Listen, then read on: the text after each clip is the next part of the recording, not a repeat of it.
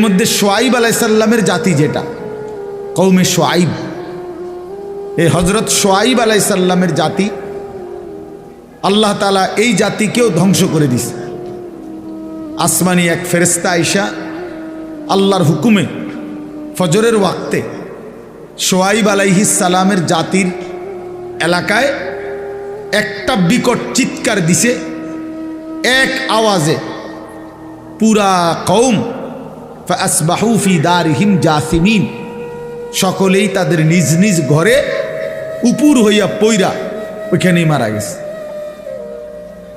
এই অবাধ্য জাতি শোয়াইব আলাইসাল্লামের কওম, তাদের বড় অপরাধ ছিল, মেইন অপরাধ ছিল তারা ওজনে কম দিত।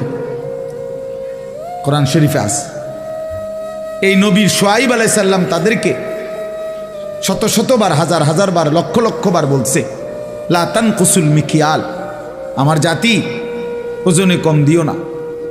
ওয়া আউফুল কাইলা, তিনি বলছে হে আমার জাতি ওজন পূর্ণ করে দাও, ওজনে কম করো না। ইন্নী আখাফু আলাইকুম আযাবা ইয়াউমিন আযীম, আমি তোমাদের উপরে বড় ভয়ানক আযাবের ভয় করছি। তোমরা যেভাবে মানুষকে ঠকাচ্ছ ও চিরেই তোমাদের উপরে বড় সড়ো আযাব আসবে। এই কথা কোরআনে আছে, উনি বারবার বলছে, কিন্তু নাফরমান জাতি পাত্তা দেয় না। একদিন সত্যি সত্যি আল্লাহ তাআলা ফেরেশতা পাঠিয়ে বিকট চিৎকার দিয়ে ফেরেশতার এক আওয়াজে পুরা জাতি শেষ।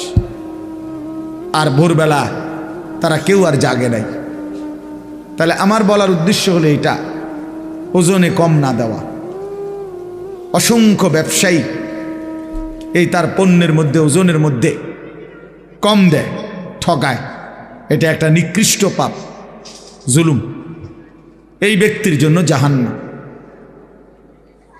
আল্লাহ নবী সাল্লাল্লাহু আলাইহি ওয়াসাল্লাম বলছেন, আত-তাজিরুস সাদুকুল আমিন মা'আন নাবিয়্যিন ওয়াস সিদ্দিকিন ওয়াস শুহাদা ওয়াস সালিহিন। যেই ব্যবসায়ীর মধ্যে দুইটা গুণ আছে, এক নাম্বার সাদুক, যে সব অবস্থায় সত্য বলে, সিনা অসিনা সবার সামনে। দুই নাম্বার হলো আল আমিন, বিশ্বস্ত, কাউকে ঠকায় না, পরিচিত অপরিচিত কাউকেই না। তা আল্লাহ নবী সাল্লাল্লাহু আলাইহি সাল্লাম বলেন, এই দুই গুণের অধিকারী, সর্বদাই সত্য বলে, সর্বদাই বিশ্বস্ত, এই দুই গুণ যেই ব্যবসায়ীর মধ্যে থাকবে, আল্লাহ তাআলা তাকে নবী, সিদ্দিক, শহীদ, আউলিয়াদের সাথে হাসরের ময়দানে উঠাবেন।